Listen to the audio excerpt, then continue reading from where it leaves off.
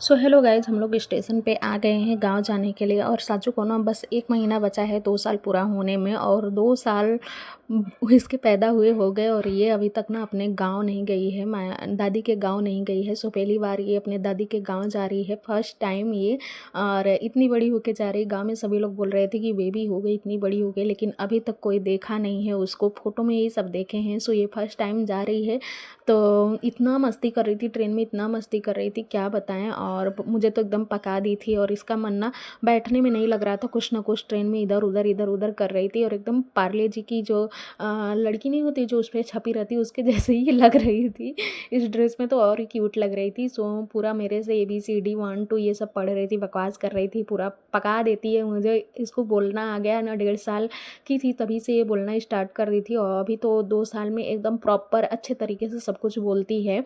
सो घर पे भी सभी लोग बहुत ही ज़्यादा एक्साइटेड हैं कि काशवी आ रही, साचू आ रही, साची आ रही है। जो जिसका जो मन करता है वही बोलता है।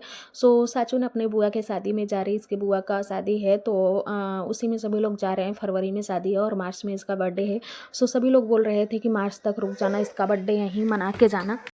सो हमारा जो ट्रेन था ना वो सुबह का ही था। सुबह सुबह हम लोग आ गए थे सूरत स्टेशन पे। सूरत से हम प्रयागराज तक जाएंगे, उसके बाद हमारी 4 व्हीलर आएगी और 4 व्हीलर से हम लोगों का 2-3 घंटे का और ट्रेवल रहेगा। फिर हम लोग पहुंचेंगे सुल्तानपुर। और यहाँ पे स्टेशन से उतर गए हैं, सॉरी स्टेशन पे उतर गए हैं ट्रेन से। और बहुत ही भारी ये रेड वाला बैग था। अंशु बोली दीदी इसमें कितना कपड़ा भरी हो। सो यहाँ पे ना साचू अंशु का जो है ना हाथ ही नहीं पकड़ रही थी, वो अकेले अकेले देखी कैसे भाग रहे, मुझे छोड़ दो, मुझे जाना है, मुझे जाना है।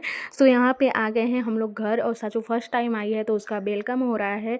सो मेरी ननद की लड़की जो है दीपाली, तो वो अपने बहन का वेलकम कर रही हैं। सो हम लोग सुबह सुबह यहाँ पे आए ना तो सभी लोग अपने अपने काम में बिजी थे। कोई नहा रहा था, कोई खाना बना रहा था, कोई कुछ कर रहा था, कोई कुछ कर रहा था। सो जब हम लोग आए ना तो किसी का अता पता नहीं था। फिर इसके बाद हम लोग जल्दी से रूम में आ गए। और रूम में आए, फिर सबका वेट किए। जब साचू की बुआ आई, साचू की बहन आई, सभी लोग आए तो उसके बाद उसका वेलकम हुआ, फिर केक कटिंग हुआ। रूम में ही हम लोग केक वगैरह कटिंग कर लिए थे। बाकी जेंट्स लोग जितने भी थे सभी लोग बाहर थे, तो बाहर हम लोग केक वगैरह भिजवा दिए थे। मेरे माथे का बिंदी वगैरह निकल गया था तो बिटिया रानी बोली मामी लाओ मैं आपको भी टीका कर देती हूँ। सो उसके मामा बोले हाँ हाँ इनका बिंदी निकल गया है, लगा दो, टीका लगा दो। सो यहाँ पे मेरी भी आरती उतार रही थी। मेरी बिटिया बड़ी हो गई है और बहुत ही हेल्प करती, जब भी मैं गांव जाती हूँ ना। सो बहुत ही हेल्प करती, मामी ये मामी वो, कुछ भी मुझे चाहिए उसको बोल देते हैं, कहीं से भी ढूंढ के लाएगी। कोई भी काम रहेगा बोल देंगे तुरंत करेगी। मतलब वो रहती है ना, मैं जब भी जाती हूँ अगर वो रहती है तो मुझे किसी चीज़ का डर, किसी चीज़ का वो नहीं रहता है कि हाँ मुझे ये करना वो करना है। बहुत हेल्प करती है। सो जब हम लोग घर पहुँचे तो मेरा रूम जो है ना डेकोरेट किया गया था, बलून वगैरह लगा हुआ था, सारी तैयारियां हो गई थी। लेकिन केक जो है ना हम लोग रास्ते से पिकअप किए थे, बिकॉज रास्ते में ही बेकरी था तो वहीं से केक लेके हम लोग गए थे। मम्मी कल का ऑर्डर दे दी थी। सो केक कटिंग होगा, मिलते हैं आप लोगों से नेक्स्ट ब्लॉग में, तब तक के लिए बाय बाय।